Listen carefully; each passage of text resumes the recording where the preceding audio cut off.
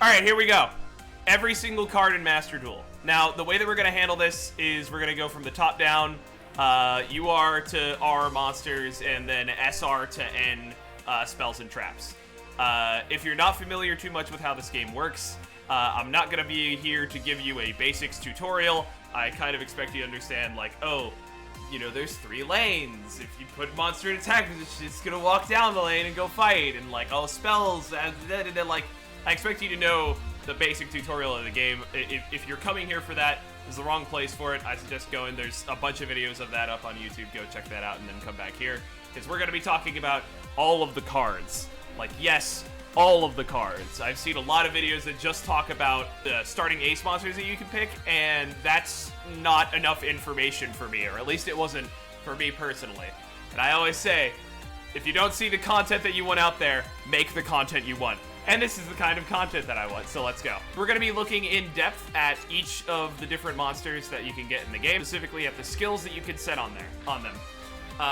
One important note to remember about this is I've heard a lot of people complaining that this game is pay to win.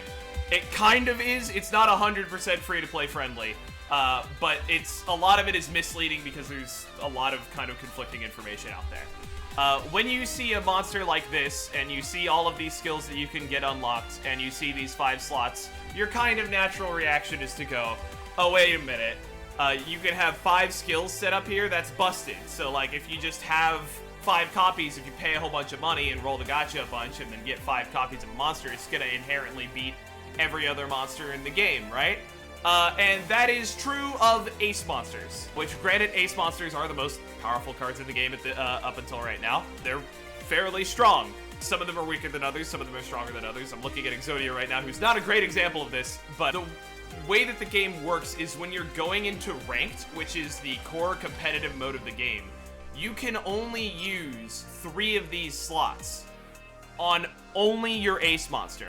Every card that is not your ace monster has only 1 slot available to them. So you can't just get a whole bunch of copies of rares and SRs and then instantly boost them up to have 5 slots available, and then your entire deck is just completely stacked and you're gonna just run over everyone in a competitive environment. That's not how this works. Granted, you can do that to a certain degree with your ace monsters. Ace monsters are kind of designed to be sort of mix and match in the linchpin of your deck. And so getting that to 3 unlocks pretty quickly is really, really important. That said, I think it won't be that terrible to try and to get an ace monster of a deck that you're trying to build up to that 3 unlock level. URs are not that rare in this game. They're at a 3.5% chance to get rolled on the gacha, which is pretty high compared to most gacha games. That's fairly decent. I'm not aware if there's a pity system or not. Editor's note, go check if there's a pity system. You can also use dupes of cards that you get to unlock these. So over time, like as you roll, you are gonna get enough resources to unlock these other skill slots. So don't worry too much if you see someone play down a Neos that has like all 3 skill slots unlocked and is fully pimped out and is crazy strong. That's not gonna be that much of an issue for you for very long. Anyway, that disclaimer aside at the start of this, let's get into every single one of these cards. We're going to start with the only UR that you can't pick at the start of the game, Exodia, the forbidden one. Exodia is kind of a gimmick card. One thing that I should mention is that each of these UR cards are kind of designed to be the ace monster of a deck. Sort of the linchpin, the main game plan, the big thing that your deck entirely, they're the build around. These are the core key components of your deck, and they really make up the different archetypes that you can find in this game. Archetypes like Cyber Spam, or like Eyes of Blue, specific Blue Eyes cards, or Junk, that sort of thing. None of that really exists in the game as of right now. They might come in later, but the more important thing for building up cards that fit into a deck's game plan is the skills that a different card can have.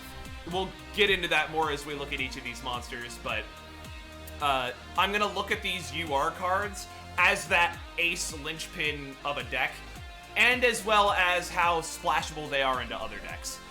So specifically, we're going to start with Exodia. Exodia is a weird UR. He is the game's, I believe, only Guardian monster right now. Guardian monsters are special monsters that go into a unique summon zone and basically stand there and fight every monster that comes into your lane. They're there to eat up a bunch of damage from literally, like, if any of your lanes get pushed, they're going to be fighting that monster, which can be both a good thing and a bad thing depending on your strategy. Exodia here kind of doesn't want to fight a lot of monsters. Exodia is specifically here for his master skill. At the start of your battle phase, if you draw a normal monster this turn, you advance your count by 1 and he gains 500 attack. At the end of the battle phase, if your count is 5, you win the game. Exodia is your stall strat.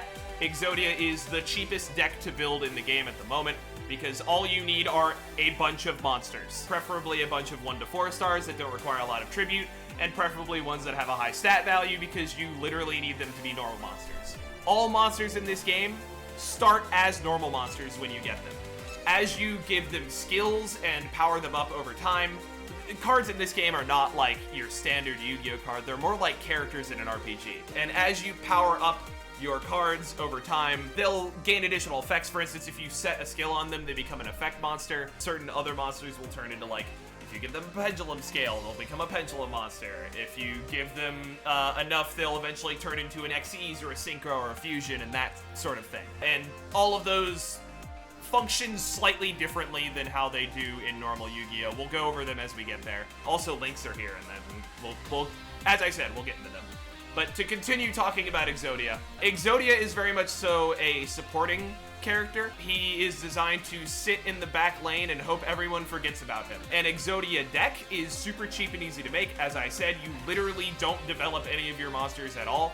You can develop them and then just not set skills when you're making the deck. And that makes Exodia fairly strong in the early game because people will also not know to go and punch Exodia as soon as they see him spawn.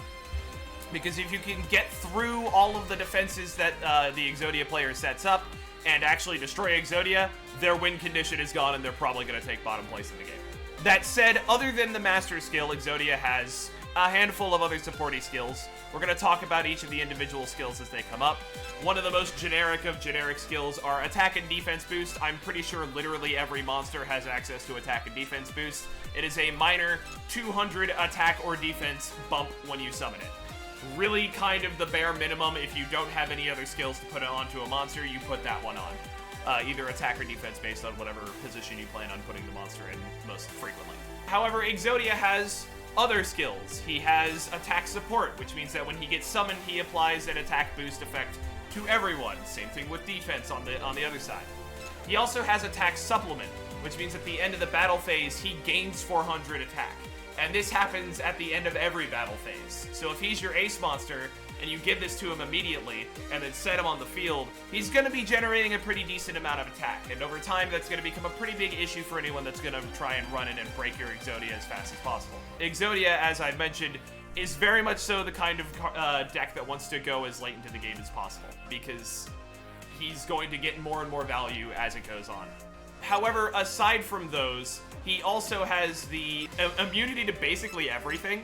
He has, I'm pretty sure this is either every or almost every immunity effect. He can be immune to destruction effects, he can be immune to position changing, he can be immune to skill negation, he can be immune to negative statuses, bouncing, and attack and defense reduction. Exodia is a scary lad that can be quite hard to deal with if he plans ahead for the kind of decks that he's going to be fighting. That said, as I mentioned, Exodia is really only useful at the lower tiers of the game, because once people figure out what exactly Exodia does, a lot of people are just going to rush you down and try and kill Exodia as fast as possible. This also draws into an important distinction that I need to make between Cross Duel and Master Duel and Duel Links, which is Cross Duel is a 4-person free-for-all. Master Duel and Duel Links are 1-person 1v1 fights. As such, there are a lot of shenanigans that can occur. Never assume that you know exactly what everyone is going to do on a turn, because it could change at the drop of a dime. People can take grudges, people can just decide to screw over someone else, you can play your spell cards on whoever you feel like, and there's a lot more depth and table politicking to try and figure out what exactly is going to go on in a Master Duel game. So if you play something like Exodia, yeah, all 3 people could rush you, or 2 people could rush you, and 1 person tries to rush one of the other people, one of the other players that are rushing you, and it all goes to hell and things just get very complicated. And you want that to happen, because if you, yeah, sorry, I'm going to say Master Duel instead of Cross Duel a lot, because my brain just immediately defaults to Master Duel. Please forget that. In Cross Duel, you're going to wind up in a situation where you want those sort of messy situations to evolve, and you want to encourage that kind of thing with an Exodia deck, because the less attention people are paying to you, the better, because that means you have a better chance of, you know, surviving. The main weakness of Exodia decks is the fact that you literally can't be running a lot of effect monsters if you want your thing to go off, which means that you are unfortunately left with the vanilla stats of whatever monsters that you're throwing down, which can be quite bad, because you're, unlike a lot of other people, as you start going higher and higher up, who are powering up their decks over time, your monsters are going to be comparatively weak, and you could very easily run into the issue of getting just completely annihilated by monsters and cards that are better than you. Which is why Exodia is a really good early game deck. He's good to go into the low ranks with before people really understand how to deal with him, and then use the time and the resources that you gain from climbing ranks with an Exodia deck to focus on another deck that's actually, like, playable. Oh, the other issue with Exodia decks are spell and trap cards. Spell and trap cards are kind of dead draws that don't advance your counter at all. That said, you're still going to want to put a couple in there to help you fend off against those super high, crazy, ridiculous, insta-kill, skilled-up monsters that you'll inevitably run into by playing Exodia. That out of the way, Exodia is probably one of the weirdest ace monsters to choose from, so the rest of these will be a lot more simple. A lot simpler, not more simple. Listen, words are hard. Alright, now we have Dark Magician. Ya boy, the classic. Here's the effect frame Dark Magician just to make Gen 1 boomers absolutely die in their souls. Dark Magician has access to your usual attack and defense boosting effects. He has access to an attack debuff skill, which is whenever the unit that has this fights an enemy, that monster will lose 300 attack, which is really useful. It happens, I believe, before damage is done, so it lessens the amount of impact that the opponent's monster will have. He also has access to Wizardry. Wizardry is kind of Dark Magician's deck archetype. He really encourages you to play cards with Wizardry, and what Wizardry does is every time that you activate a spell card, all of your monsters with Wizardry gain 300 attack and defense. You can give him, with the 3 slots that you would have available with a fully developed Dark Magician, you could give him 2 Wizardry, which would cause him to gain 600 every time that you gain life, every time that you use a spell, and also access to his Master Skill, which is every time that you activate a spell card, you ding everyone around the table for 300 damage. Granted, he needs to be on the board for this to happen, which can be a little bit of a hard ask. However, I will note that he also has a special skill. You can take a ace monster and make it not an ace monster in your deck if you have another copy of it, and use the special skill instead of the master skill, because the master skill is only in effect if the card is your ace monster. That said, it will be the only slot that you have active if it is no longer your ace monster. That said, I don't think Dark Magician is a very good splashing UR to put into another deck, because he really kind of relies on using a lot of spell cards, and most other decks aren't super spell card spammy focused. In terms of other stuff that he can do, he has Provoke. If you attack a defense position monster, you swap it to attack before fighting. That can be pretty useful. I've known a lot of situations where people have used defense buffing effects and then surprise the monster has Provoke and they swap into attack position and all those spells were just completely wasted. He also has immunity to negative statuses. It's the kind of thing that you might throw on if you are feeling spicy, but I don't think it's like a required skill to put on him. Much like his Master Skill, I think Master Skill and at least 1 Wizardry is how you would build Dark Magician. The other thing that we haven't talked about is raids. Raids are a group fight against a single very large enemy, and they use a different setup as opposed to ranked duels where all 5 of those slots you can use. And as such, Dark Magician here could throw on 4 anti-boss stats and a SP efficient summon skill and be able to be summoned without using materials and gains 2,000 attack when fighting a raid boss. Raids are going to be the place where I think the power creep is going to come in the most egregiously, and where I think your lower rarity monsters are going to turn out to be a lot more effective, because being able to unlock multiple slots with them and then go in with those monsters with a bunch of raid skills activated is going to be really effective and kind of important. But yeah, as for Dark Magician, to sort of sum up my thoughts on him and kind of his archetype is not, they're not great. He's sort of a gimmicky build. You need a lot of very specific spells to kind of make him work. Thankfully, a lot of those spells can be found in rare and normal. You don't necessarily need a lot of the SR spells, but if you do feel attached to Dark Magician because you're a Yugi fanboy, I would say this would be an okay to mid deck to build. Also, to back up really quickly and talk about Exodia as a splashable card, Exodia can still retain his, draw normal monsters to win effect when he's not your ace monster. I just don't think it's very useful. That said, an Exodia that you just throw into your backline without this effect active can be pretty valuable just because he acts as a material that you can use. And he also defends your lanes once your actual lane defenders are gone. So he's not an awful splash card, but I definitely, if your deck is, thin on space when it comes to cards that you're looking to run, probably don't run Exodia. Blue Eyes White Dragon, everyone's favorite. Let's talk about the Master Skill first. When he is summoned, pick a monster and blow it up. It's that simple. Blow up a motherfucker. It's that easy. That's a pretty solid effect. You can use that to nuke a lot of problem cards. Honestly, I think that Blue Eyes is one of the better ace monsters that you can actually start the game with. Not just because of that, but because the rest of his skills are also pretty useful. When used as a tech card, he's not amazing because you're probably going to run him with his special skill, which is select and destroy one level 4 or lower monster, which can be useful, but I think most of the time you're going to want to run other cards in a deck setup that's not specifically around Blue Eyes. Yeah, effect Blue Eyes, absolutely rancid. He has access to your usual attack and defense boosting skills. He also has attack and defense supplement, which can let him become even more of a problem if you don't deal with him quickly. But he also has access to 2 stacks of Crusher, which is a very fun skill, which whenever you blow up an opponent's monster by battle, you ding them for 300, which can quickly get out of hand if you just keep throwing stuff at Blue Eyes and he refuses to go down. That said, I don't know that you would take the Master Skill and both Crushers on Blue Eyes, because that would result in him not getting any more stats past his 3k. 3k is a pretty good stat line in this game. You don't see a lot of stuff going over 3k, but keep in mind that every time that he fights something, that 3k stat line is going to dip down by whatever he fights, so he's only going to be able to kill so many things before that goes away. I think maybe putting in an attack supplement could help offset that, but even then, it's the kind of thing that you yourself, you the viewer, are going to have to actually experiment with to see how valuable it'll be. In raids, he is very much so the anti-raid monster man. He kills all raid monsters without really having to worry about it if you get all 4 of those stacks of anti-raid monster going, and then the SP boost lets him hit the board with 5k attack, which is ridiculous. Especially because if you are throwing him in against a weak point, which you probably are, you're going to be doing double damage, which is 10k damage, which is a lot.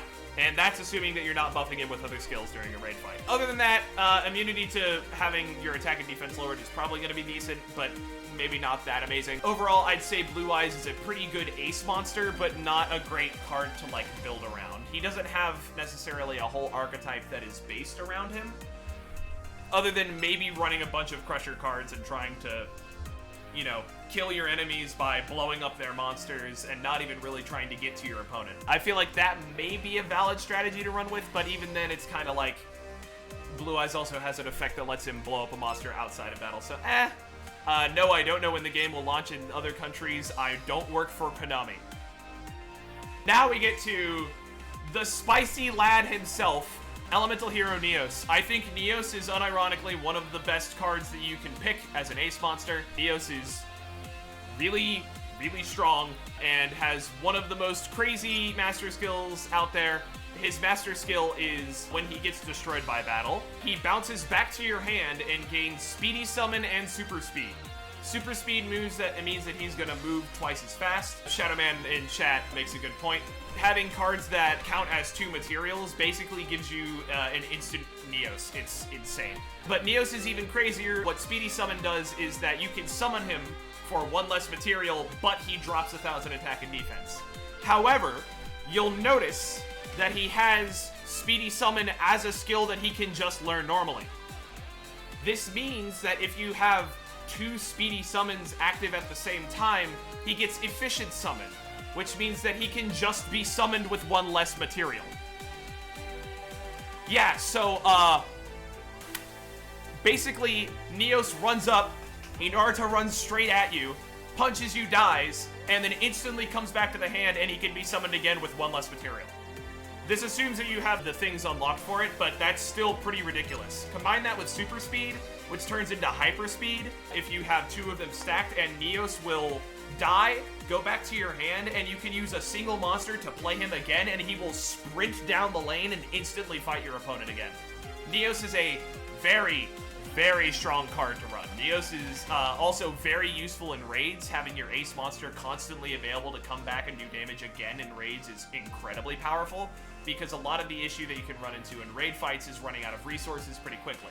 Because if you blow everything too early or not on a weak point, you can wind up with the boss having literally just too much health to deal with. In terms of other things Neos can do, he also has attack support. Probably not what you're going to run on him. Same thing for attack and defense reduction. He doesn't really care about that sort of thing, because he's really out here to just sort of hit the board, run over, punch someone, and die.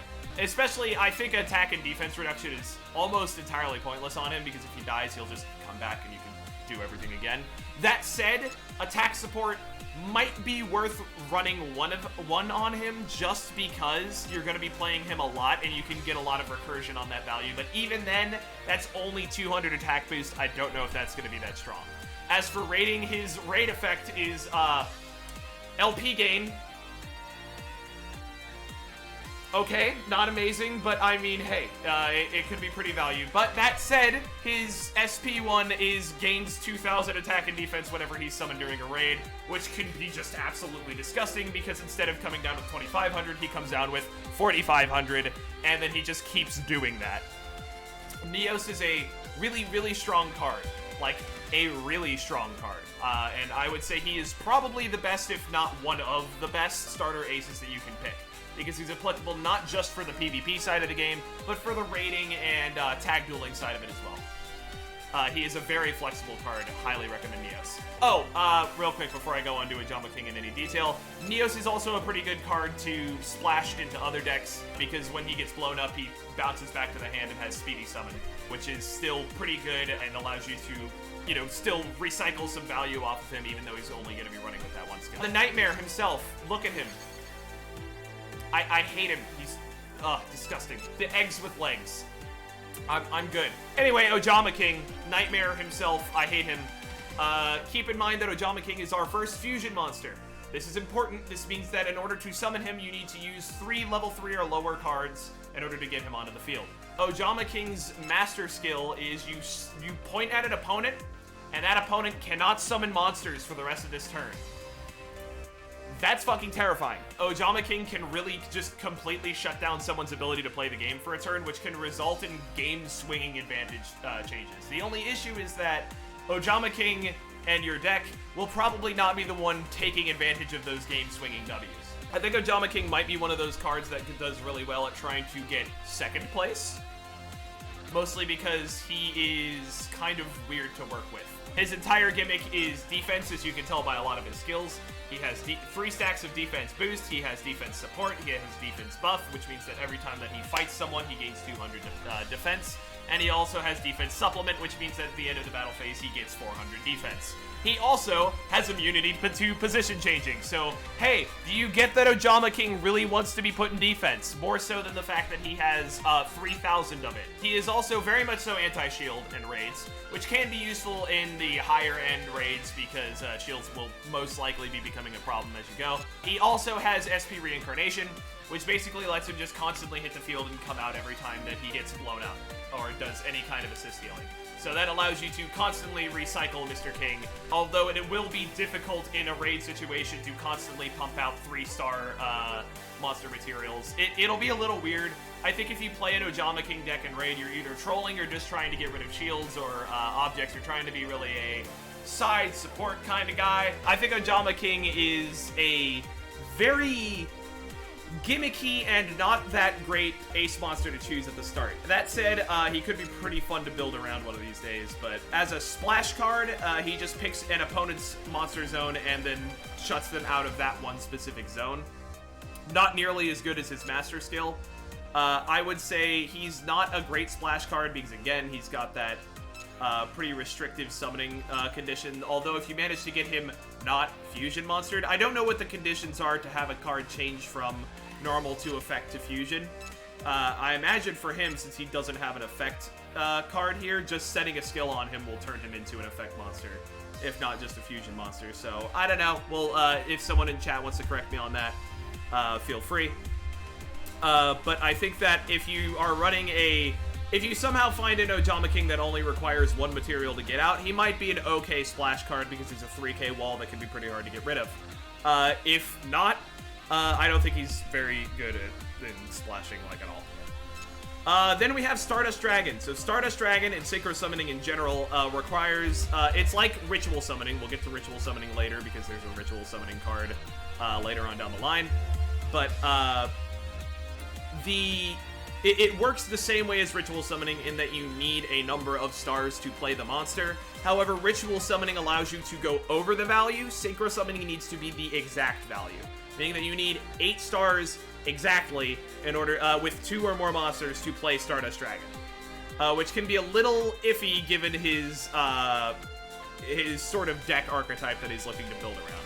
Specifically, this is, his master skill is, while he is on the field, all of your level 3 and lower monsters get reincarnation.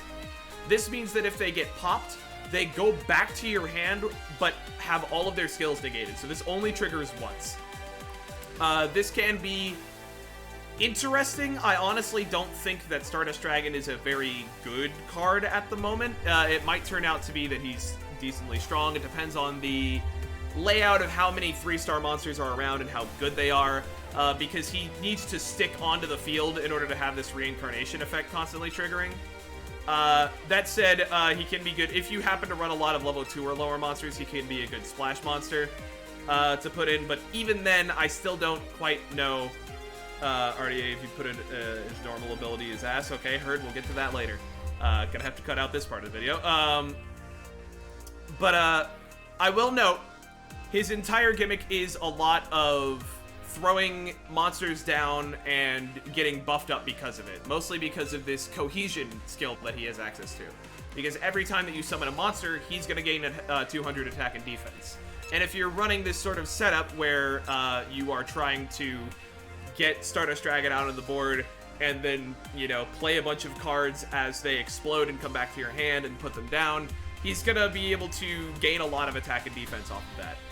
The only issue is that, you know, if he's in attack, he's going to be walking down a lane and not be very safe. Cohesion is specifically based around, he will work really well with other cards that have cohesion, because if, as you play monsters, you're literally just going to make yourself stronger. And so Stardust Dragon seems to be a very zoo, get recursion off of your dudes and play a bunch of cards. Cards with reincarnation or speedy summon like Neos fit very well with Stardust Dragon. They synergize quite strongly together. In terms of rating, he's obviously good at fighting monsters because he's got the thing. And that SP support is pretty strong. You can help other people out pretty significantly with the ability to buff everyone's monsters by 1,000 attack or defense. Specifically, if someone's going for a weak spot and you can't go for it, Stardust Dragon would be a pretty good card to play in that instance. Anyway, moving on, we have RDA. RDA is the same kind of synchro. He needs 8. Also, as I was mentioning earlier, getting to 8 with a bunch of 3-star monsters can be pretty difficult because that doesn't really add up properly. RDA is your typical God, I fucking hate defense position monsters. His master skill is at the end of the battle phase, all defense position monsters get exploded. This can create a lot of issues if you're trying to, you know, babysit a monster that has a beneficial effect that happens when they're staying on the field, or if you're just trying to stack a bunch of defensive position dudes and, you know, turtle up and not get hit. RDA can specifically go in and completely ruin Exodia players' days. He can ruin Ojama players' days. He can ruin really a lot of decks with that defense destruction effect. Also, his special still can be pretty useful. I know Webb said that if you put his normal ability, he's ass. I disagree with that. If he's summoned this turn at the end of the battle phase, he nukes all defense position monsters. That can be pretty useful in a specific circumstances. I've seen many occasions where someone summoned RDA and got hit by block attack right away, but that doesn't, oh, no, that also destroys himself. Yeah, no, that's understandable, but that would still help you get rid of all of the other defense position monsters on the board. I think the effectiveness of Red Dragon Archfiend is going to really rely on how many decks are going to be focusing on playing defense position monsters as, like, the meta of this game kind of evens out. As in terms of other things other than his master skill and his special skill, his defense debuff skill is pretty decent. It means that he really hates attacking defense position monsters, although I don't know how valid that is if, you know, he blows up all defense position monsters just by being around. That said, Intimidate can be a pretty great skill to put on him if you're running him with his master skill, because that means that if you attack someone, if you're going up against something in attack position and it's going to have a lot of defense and won't, you know, instantly die, you'll swap it to defense so that it'll die afterwards. He's also got Pierce, so if you just stack master skill, Pierce, and Intimidate, most of the monsters that you run up against are going to probably not be too much of an issue. He's also pretty decent for raiding, because he's got 4 stacks of Boss Buster, which can give him an additional 4,000 attack whenever he goes and throws hand with a weak point, which is pretty significant. The SP boost can also help out as well, because that'll give him another 2k attack, which allows him to get up to 9k, which is 18k damage on a weak spot, which is kind of disgusting. And that's assuming you're not buffing him with other cards as well. RDA can come in and swing pretty ridiculously hard on raid bosses. So if you're looking to get into raiding and really want to screw over some very specific deck archetypes, RDA might be a pretty good card to grab for your ace. Utopia. XE summoning in this game works almost exactly the same as it does in other Yu-Gi-Oh games. You need a certain number of monsters that all share the same level. Utopia, 2 4-star monsters. Ding. Utopia is an absolutely disgusting card to run up against, in my opinion. He's very scary. When he destroys an opponent's monster in battle, he gets 3 attack debuff skills. What that means is when he fights an opponent's monster, it's going to lose 300 attack for each attack debuff skill that he has on him. Meaning, if you destroy a monster, the next monster you fight has 900 less attack points. And this can trigger multiple times. So if you blow up 2 monsters in a row, every monster that he's going to run up against is going to have 1,800 less attack points. And that's assuming you're not also stacking him with the 2 inherent attack debuffs that he can have normally. Utopia will run down any attack position monster that doesn't instantly kill him. That said, he's also pretty useful as a splash card, because, I mean, look at this. It's just 2 attack debuffs as opposed to 3. Like, that's still really scary. So if you run up against someone that is throwing a lot of mid to low tier attack position monsters down your lane, throw Utopia in there and just burn down everything. Yes, I was about to mention that. He's also got attack negation. He's also got skill negation, which can completely fucking lock down enemy monsters that are coming at you with a specific skill that's going to screw you over. And bouncing immunity, which means that Utopia can be a ridiculously hard monster to go and deal with. In terms of raiding, he's good to throw in against in situations where you're not fighting a boss's weak point because he's got anti-boss, or, you know, fighting weak point because 4 stacks of anti-boss is 2k additional damage. And he's got the supporting effect, which is pretty fun. It completely shuts down Exodia. Yeah, he's disgusting. Utopia is one of the stronger cards that you can get as an ace monster. He's very, very strong. I'd say it's him and Neos are probably some of the strongest ace monsters that you can get. But that said, Neos is good because he has a very forward-thinking gameplay where, like, Neos is trying to do one thing specifically and run it and bonk something, but Utopia is a little bit more reactive. That said, Utopia does also completely fucking shut down Neos, because I believe he'll turn off his master skill by killing him with the skill negate. I don't know 100% if that's accurate. That's the sort of thing that you're gonna have to figure out on your own, because I can't figure that out on my own time. Sorry. We're making a video. The content creation cycle's fast. It do be like this. Anyway, Leviathan Dragon. Leviathan Dragon is I'm going to go ahead and spoil it for you. Leviathan Dragon's pretty mid. He is mostly based off of the skill Focus, which is at the start of every battle phase, he gains 200 attack, and with his Master Skill, you get 100 more attack for... basically, his Master Skill is everyone has Focus on your board, and you get 100 additional attack, meaning that everyone is gaining 300 attack at the start of every turn. His Master Skill is not a significant improvement over his Special Skill, which makes it so that just all of your monsters have Focus. He also has 2 stacks of Focus himself, and he does have Negate, which can be pretty strong, and is a very useful thing to run.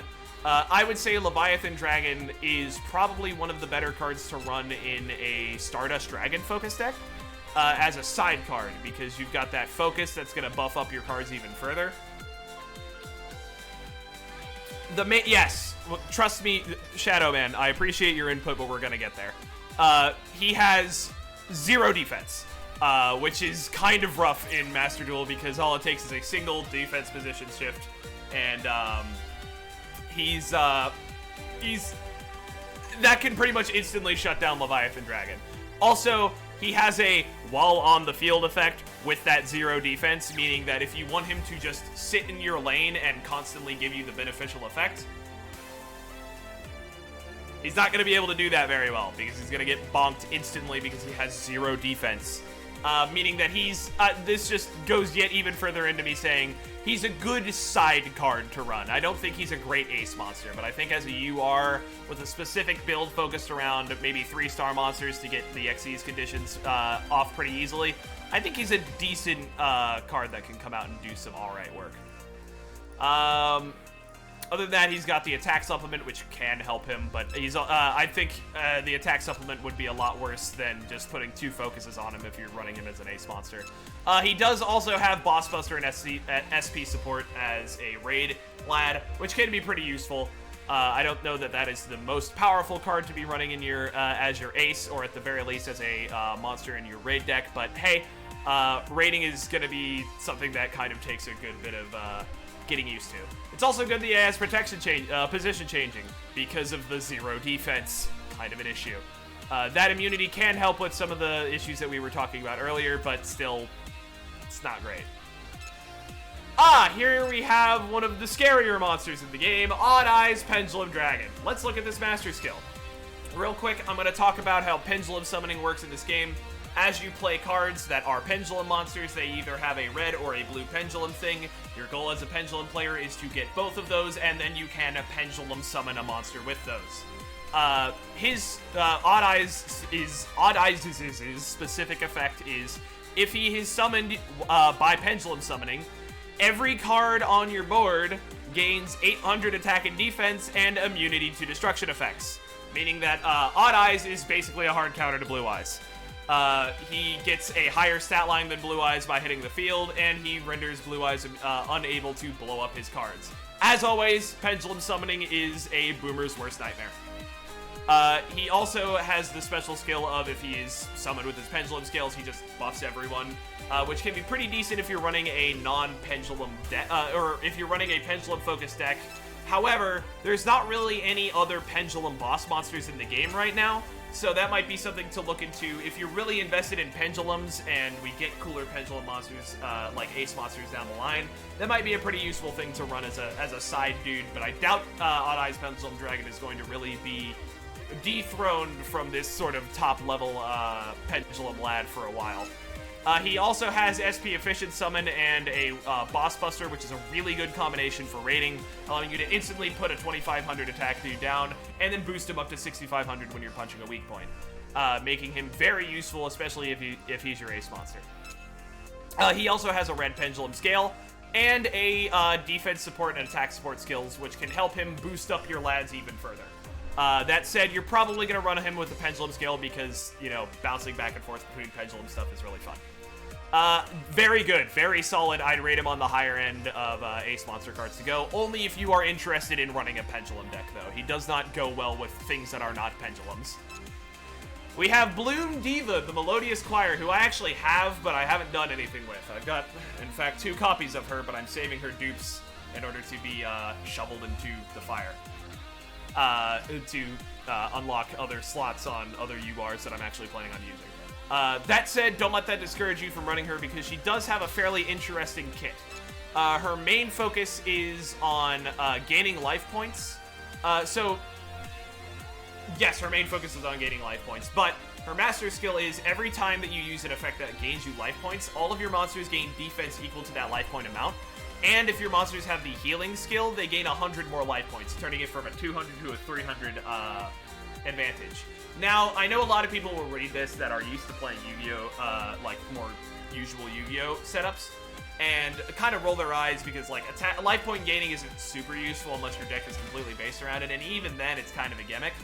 It's a gimmick here, however, keep in mind that unlike other Yu-Gi-Oh games, your life points actually matter a lot in Cross Duel, because the amount of life points that you have translate into what is essentially your score, because the person with the most life points at the end of the game wins the game. So, you know, spamming life point gain can probably be a pretty decent strategy. Yeah, LP equals points, exactly. That unlike most games where a lot of newbies will see see your life points or your life total as a scoreboard, and it's not actually accurate in a lot of other card games. It's actually kind of accurate here, and as such, Bloom Diva can be the linchpin of a interesting build focused around just playing very defensively and trying to stay in your corner and cranking yourself up to 8k life points and hoping that no one else comes over and bothers you. She can do it pretty decently with that 2k defense stat line. That's not amazing, especially because she's going to require at least one tribute in order to get on the field, or 2 fairy monsters in order to hit the board. And that's not an amazing defense stat. That said, she's not great as a splash card because basically the one core component of her kit is that they basically turn that into her special skill. So if there's eventually, as I said with a lot of these things, if there is a ace monster that is better than her that comes out later, she's going to be a pretty good UR to have for that kind of life point spammy deck. But as it is right now, you're pretty much not going to splash her into anything else because if you're running a life point gain deck, she's going to be your ace monster.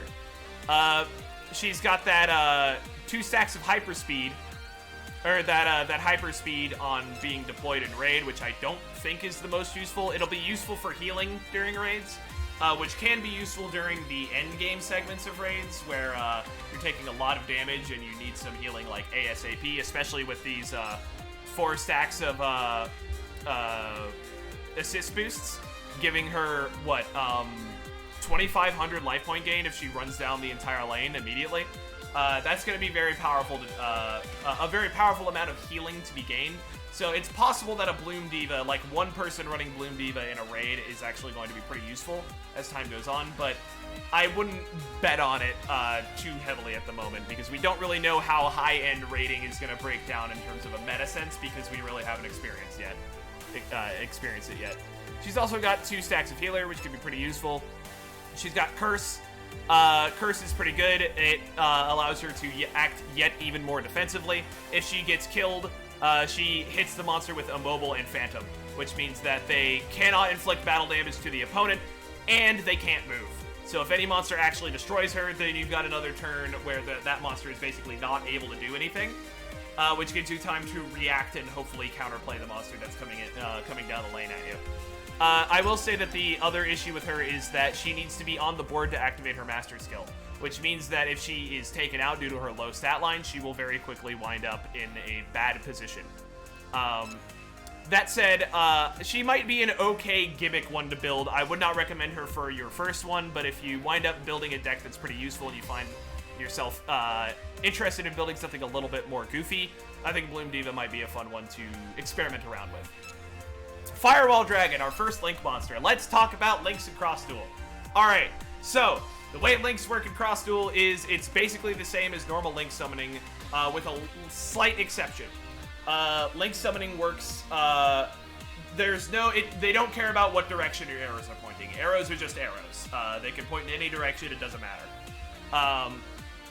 Monsters can be used as materials for a Link arrow. Any one monster can be one Link arrow. However, other monsters can have a skill that lets them act as a bonus Link arrow. effectively allowing cards that are from Arc 5 mostly to act as 2 materials as opposed to 1. Also, other Link monsters act as their equivalent Link materials. So if they have 3 arrows, you can use that as the equivalent of 3 arrows and then 1 other monster to make Firewall. You know what I mean? With that explanation out of the way, let's look at his Master Skill. He gains the following effects depending on the number of Link monsters or monsters with Link arrow on your field or in your graveyard. And these can be pretty impactful, so running a Link spam deck can be very good with Firewall Dragon. The first one is immunity to position changing. Pretty good. Position changing is actually quite useful in Cross Duel. So this can allow him to get around some removal or some evasion tech that your opponents might be using. He also gets 1 and 2 stacks of super speed, allowing him to sprint down the lane almost immediately if you have 3 of these active. And his 4th one allows him to pick a monster and bounce it back to the hand, which is a very different kind of removal. This sort of reflects the way that the card works in Master Duel and normal Yu-Gi-Oh! And he's pretty good. I think Firewall Dragon is an alright card. He's definitely the linchpin of your general Link spam deck. So if you're a really big fan of Links, I'd recommend Firewall Dragon as your starter card. That said, he is a little generic. He can only go up to 3 with his effects with the special skill. Again, making him good if you get Link support in the future. He also has access to Crusher and Defense debuff, allowing him to really break through opponents' an opponent's setup defenses, and he can be pretty good at running down enemies. He can also get a defense value by being linked with a Link monster. That's complicated, though. We'll go into that later. He's got SP Reincarnation, allowing him to constantly come back during a fight in raids, which can be a little hard to do because you need a pretty decent amount of materials to get him onto the board. That said, being able to instantly sprint over gives him some healing tech, I guess. And he can... I wonder if he can bounce monsters in raids. I don't know, because it says return it to the hand, but the raid boss does not have a hand, nor do they really change positions currently. We've only got Rise of the Storm Monarch to judge raid boss mechanics off of, which there's like 5 other monarchs. It's going to be... I guarantee you they're going to have different mechanics as we go. He's also got immunity to bouncing, which can be good.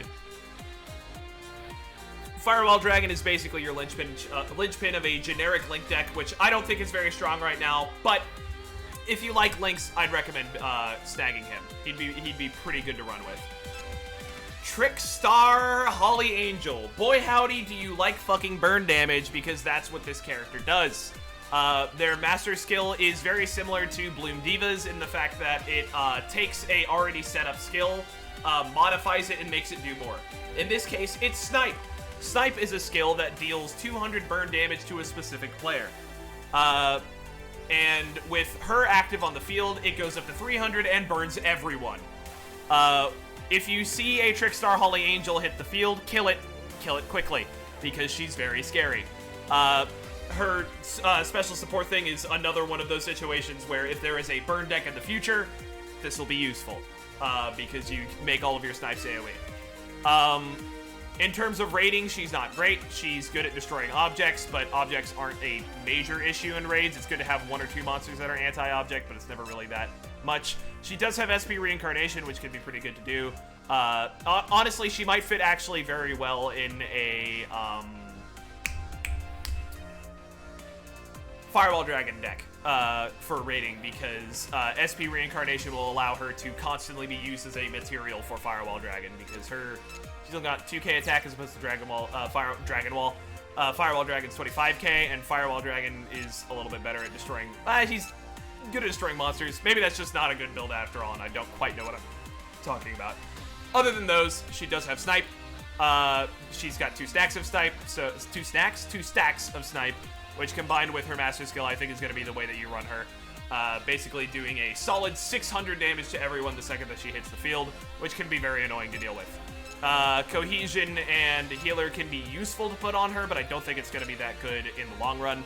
She's also got immunity to position changing, which can be alright, but I don't think you're ever going to be in a position where you want to have Trickstar Holy Angel in defense position, which might make the immunity okay, so I don't know what I'm talking about. I'm kind of rambling at the moment. I don't know a lot about Trickstar Holy Angel. I've only seen her played a very light amount, but Trickstar decks in general really like to burn. I'd say they're the closest thing to an actual functional archetype that we've seen from, like, original Yu-Gi-Oh! Because most Trickstars have Snipe on them. In fact, I'm pretty sure all of them do. And there's a handful of them in the game, so... Who knows? If you like Trickstars and you like burn damage, Trickstar Holy Angel is definitely your go-to base monster. As for how strong she is in general, I don't know that she's actually that useful, but if that's the kind of deck you like to play, run her. Seven's Road Magician. I have Seven's Road Magician, and I'm going to go ahead and explain to you what Seven's Road Magician does. The most important thing to do is to look at a skill beforehand, which is Inventor. Inventor is a special skill, which adds one skill at random to the monster when it is summoned. If you have activated Inventor 4 or more times this duel, they get 2 skills instead. Inventor can be a very randomly effective skill. It can be actually pretty hard because you might get a skill that's good, you might get a skill that's useless. It's very much so a random roll the dice kind of deck. However, Seven's Road is very much so your boss monster for this setup, because he gains 400 attack and defense for each time your monsters have activated Inventor this duel. And if the effective, if Inventor has been activated 4 or more times this duel, he also gains 2 random immunity skills, which can make him a very hard thing to deal with, especially because if pretty much every single monster in your deck is running Inventor, you're going to have a lot of triggers of that. I played a game a little while ago, in fact right before stream started, where I got Seven's Road Magician up to a little over 4k attack, just by throwing him down on the board and not with his master skill active, which is kind of crazy. Unfortunately, I don't have Inventor active on him right now because I only got them on slot, but I imagine him having this master skill on top of Inventor and probably Seal is going to make him a very, very scary enemy to deal with, because he'll seal away any problem monsters that come down the lane at him. But yeah, he is the linchpin of your Inventor deck. It's kind of a goofy deck. It's the one... it's the deck I am building outside of Exodia. I got a dupe of Exodia, which is why he's at 2 unlock as opposed to Seven's Road, who is only at 1 unlock. But that's me talking. You don't want to hear about me. You want to hear about Cross Duel cards. In terms of rating, he's not great.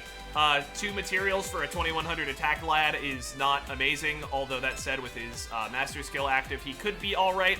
That said, his anti-shields effect is pretty mid and not really going to see much use. Although being SP efficient summoned can be pretty solid because you don't need to use the 2 materials to get him out onto the board. It'll be especially good if you have been spamming good Inventor. I think the usefulness for Seven's Road in terms of rating is mostly going to be locked down to him to his fellow inventors being good at rating. That sort of thing. In terms of being a splash card, he's really not. Outside of an Inventor deck, you're not really ever going to run Seven's Road in anything because he's a 2100 attack, 2 sacrifice Dune, which is not a good trade-off. Blue Eyes can at least be running something else because, like, it's a 3k body. That's pretty decent. Seven's Road is the same amount of resources for a significantly less payoff. That said, if you want to run him in sort of a hybrid deck with, like, Inventors and something else, that might be pretty alright. I like Seven's Road. Seven's Road is fun. Then we have Multistrike Dragon Dragias, which is a fucking name, who is our resident rushdown lad. Dragias' special is a master skill, as is befitting his ace monster status. I don't know why I said it like that. Where while he is on the field, all of your monsters gain extra attack. Extra attack is when you punch someone directly, get 500 more attack. Basically, everything when you are throwing hands directly at your opponent deals 500 more damage. And if your monsters already had 1 extra attack, and they now have 2 extra attack with the effect active, they also gain Pierce. So if your monsters are throwing things in defense, you're doing direct damage to their life points, effectively allowing them to get their extra attacks off. This can be very scary to run up against. If you are running a deck entirely out of extra attack monsters, he will Dragias effectively allows them to run down the lane and absolutely just hack apart anything. If a Dragias deck or an extra attack deck or whatever the fuck this is going to become known as down the line manages to get up in your face, you're probably dead. because that is a lot of damage coming your way, and putting things into defense position will not save you. He also has Intimidate, which can swap things to defense position so you don't have to deal with them. And he has immunity to destruction effects, which can be pretty good. In terms of rating, he's actually not very good. SP Efficient Summon is decent to get him down. That's a 2500 attack beater that hits the board for basically free. That's like a good thing to have, but Anti-Object is only useful in some very niche situations. If the boss that you're running up against does a lot of object spamming, he can be pretty fun, but other than that, I don't think he's... because you can't attack anything directly with it, so a lot of his effects just straight up don't trigger. So I would not recommend running Dragias in raid stuff unless you have a very specific setup and you know the boss that you're going up against. Okay. That was all the UR monsters. Now we're on to the SR monsters, and I'm gonna go grab something to drink real quick. Alright, we're back with SRs. I have hydrated myself and we're ready to go for round 2. So, the way SRs work are, you can only really have one ability active on an SR card, because the way that they work is, if they're not your ace monster, you can only have one skill active on them. And all SR cards have an actual special skill, much like all the ace monsters do. And so most of the time you're probably going to use that, although there are some exceptions, like Summon Skull here has an extra attack. So you'll probably put at least one extra attack on Summon Skull if you're running like a Dragias deck. Or alternatively, his special skill is significantly better because all monsters in defense position lose 500 defense, which is pretty strong. Also very nice Shense. I love that. Just fucking instant blue eyes pop and then annihilate them. Very powerful. That said, Summon Skull is basically fuck defense position in particular. His entire gimmick is that he uses defense debuff or extra attack to swing in for even more damage, defense debuff, which will lower defense before you even fight. And then he's got Intimidate, which swaps them to defense position. And Summon Skull can be fairly intimidating to deal with. He is mostly going to go in aggressive decks like Dragias. RDA decks, probably. Guy the Fierce Knight is pretty spooky, honestly. I think he's got a very specific niche. Mainly through his special skill, which gives all of your monsters super speed, allowing them to move a little bit faster. He himself also can get super speed and pierce. So in normal ranked gameplay, he's not too intimidating, but if you go into an uncapped thing, him giving everyone super speed with him himself having super speed and pierce can let him instantly run down the lane and poke whatever the fuck he wants. He's decent in raids because he's got anti-boss. Summon Skull is not amazing in raids because he's got anti-raid monster, and as far as I've been able to see so far, raid monsters are not a major issue. And most of his other gimmicks don't really take effect during raids. I'd say he would be pretty good in competitive just because giving your entire board super speed can really help you get in there. As well, super speed can let you go grab the middle card very quickly. It's one of the easiest ways to get it because your monster will get there before any of your opponents. Other than that, most of his other skills are pretty meh. I will say that SR cards can, technically speaking, be your ace monster, but you should really be using a UR for that. That said, if you want to build a super speed spam deck, who knows, Gaia might be a fun ace monster to put in. Blackluster Soldier is a ritual monster.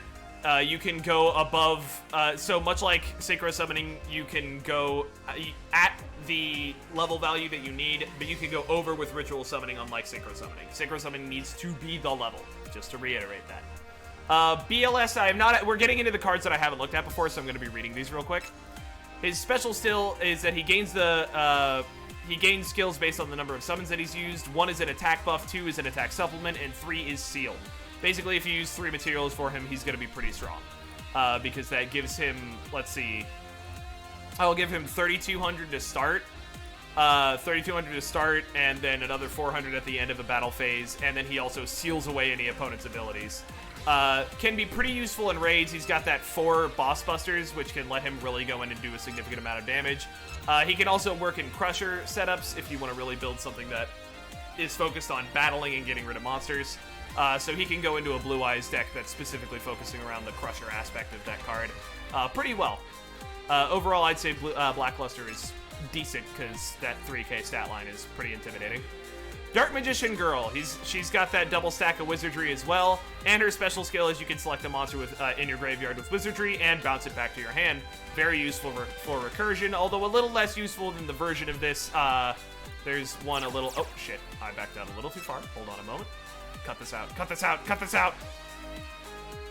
There is another card that you'll run into eventually, which is Seven's Road Witch, who her special skill is to select a monster with Inventor and return to your hand, and Inventor is inherently much better to get recursion on as opposed to Magician, because Magician requires you to activate a spell afterwards in order to get the value out of it, whereas Inventor you just have to play a card, or play the card. She's okay in raids. Anti-boss is a pretty good damage dealer, and she does also have access to Steel, which can make her a pretty useful tech card. Although having to sacrifice one monster for a measly 2,000 attack, maybe not the best in the world. Although she does also just fit in well to wizardry setups. Elemental Hero Flame Wingman requires 2 warrior monsters to get played, and he gives all of your monsters Crusher, which can help really well in, as I mentioned, Blue Eyes decks, or can help in Neos because, I mean, just fucking look at this guy. Honestly, Flame Wingman might not be a terrible ace monster to put on just because of that Crusher focus, and he can also grab 2 other Crusher abilities and just really do a bunch of damage to your opponents by just fighting them. That said, he's pretty solid in raids because that 4 stacks of Boss Buster will do a lot of damage if you get him properly powered up. He's also immune to skill negation, which basically means that your guys will always have Crusher if you've got the skill slots for it. Junk Synchron, our good boy. He grabs a level 2 or he does almost the exact same that he does in the card game, as it turns out. 1 level 2 or lower monster in your graveyard, grab it back to your hand, and all of its skills are negated. Unfortunately, he doesn't play himself, but he also does fit into Inventor and focused builds. Specifically, he goes pretty well into the Leviathan Dragon setups, and you pretty much want to put him into any Inventor deck because he will grab any of your level 2 or lower Inventors and just... well, actually, he recursions them back to your hand as another body, but he does actually cancel out their Inventor, which can be useful because he does give you another Inventor proc. Although it'll be a debate over whether or not you run him as an Inventor or as the special skill, because he only does have the 1 slot. So, weigh the pros and cons. I would say he's probably better as an Inventor just because you want those additional procs to happen. But he can help enable some other splashable cards to be put into an Inventor deck because he's 3-star and that fulfills some certain conditions. Junk Warrior, the man himself, the 5-star Synchro. He gains 300 attack and defense for each level 3 or lower monster on your field or in your graveyard, meaning that he is distinctly better than his actual Yu-Gi-Oh! Counterpart because that one only takes effects on the level 3s that are on the field. So if you use a level 3 monster to summon him, he's going to get the attack boost. He's okay. He can have Crusher, but other than that, he goes well into, your usual level 3 spam deck that Stardust Dragon focuses on. I'd say he's... alright. Okay out of 10. As I said, in a Stardust Dragon deck, he's going to do a lot of damage. In raids, he's going to be alright because of anti-boss. That's just sort of a generally good thing to have for raiding. But overall, I don't know that he's amazing. He can certainly do a lot of damage if you're using Stardust in raids to just constantly play level 3s. But I don't know that he's, the big card that you should focus on. Debris Dragon, when he's summoned, you pick a monster with 500 or less attack and bounce it back to your hand and negate all of its skills. Inherently not an amazing ability just because, that's not a lot of stats, That's, what, 500 or less attack and it's a normal now? Kind of meh. But he does have Crusher, and that can be pretty good because I believe... Crusher even triggers when he's in defense position because he's destroying the opponent's monster through battle, even if he's not attacking it. I don't know that for a fact. Don't quote me on that. But I would say that he probably fits well into your typical Dragon Crusher deck. Gaga Magician. He does the thing that he does in the TCG. You pick a level between 1 and 8. He's that level now. Very useful. I also like that he has Reincarnation, which can allow him to act as basically 2 level 4 materials if you really want to get if you really want to spam Xyz monsters as, you know, more Xyz monsters come out, which can be a good alternative if you already have a pretty decent amount of level 4s. He's also going to be pretty good when eventually we get more Xyz monsters, because with this special skill, you can basically just make himself whatever level he needs to be to go into an Xyz deck, so... he also actually fits fairly well in synchro stuff because he can modulate his level to whatever you need at the time. He also does have 2 wizardry, which can be pretty strong in a specifically in a wizardry focused deck like Dark Magician. So he fits well in a lot of different places. Gaga is actually a pretty decent SR to grab. He's also got skill negation, but I don't think you'd run that on your 1 slot for ranked. We also have Gaga Girl. You pick 1 monster you control, and this monster becomes equal to the level. Pretty good for, what's it called? That's pretty good for adapting to, you know, any kind of Xyz plays. Her being level 3 allows her to fit into Leviathan Dragon and help him get out. But she can also go into a level 4 spam deck if we ever get more rank 4s. As of right now, she fits into Dark Magician because she's got Wizardry. She's also got the Reincarnation in case you're running her in a Leviathan Dragon deck and want more level 3s. Or if you're running her in a Stardust Dragon deck and you want to get recursion on your level 3 monsters even more. I'd say she's pretty alright. Big Jaws as opposed to Small Jaws, which are less intimidating. You pick a monster with focus and it gains stealth, which means that it can just walk by your opponent's monsters without battling them. Pretty dangerous. That's actually kind of a really strong skill. And that actually boosts Leviathan Dragon in my estimation a good bit, just because being able to throw that down and give something stealth and let it slip by in order to do direct damage to your opponent is kind of intimidating. He also fits into Dragias decks with these multi-attacks and Crusher decks with Crusher. So pretty solid. Made a Stardust deck? Nice. We've also got Stargazer here, your classic Pendulum. They've got the blue one. They can also be Speedy Summoned for 1 less material. And their special thing is all of your monsters gain immunity to destruction effects, which can be good, although you're probably, generally speaking, in ranked duels, just going to run it for the Pendulum sack. That said, having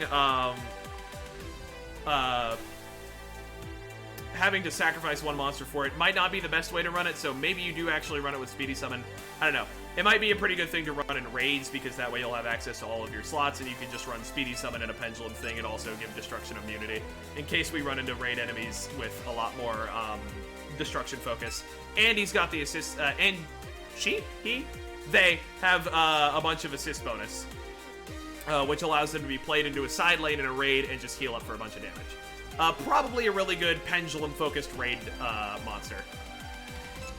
Performer Pal Turntoad has your good old blue Pendulum scale, and he can switch a monster's attack and defense. So he's a Sword and Shield effect on legs in decks that aren't running Pendulum stuff, and he's a Pendulum monster aside from that, which, ding. You'll probably run him for just the Pendulum effect, although 0 attack and 800 defense are not the kind of stats that you want. That said, if you're having trouble making blue Pendulum scales, that's a way to do it. Aria, the Melodious Diva, has whenever you pick a monster, it gets slowed down until the end of the turn, and 2 healer stacks, which can allow you to get a bunch of healing out in a Melodious focused deck. And also you've got Seal, which is a very useful card, and which is a very useful ability that you can just splash into most anything if you need Seal active. She's also decent for raids because Boss Buster is just kind of good anywhere. Although that said, she is not going to really be able to activate her slowdown if you're in a raid situation, because slowing down the monster that she's going to run up and attack is not really what you're looking to do. You mostly just want to get rid of it. So you'll probably run either Healer or Seal depending on if raid monsters ever start getting abilities. We have Soprano, the Melodious Songstress, who grabs a monster in your graveyard with Healer and bounces it back to the hand, and then you negate all of the skills it has except Healer, which is important.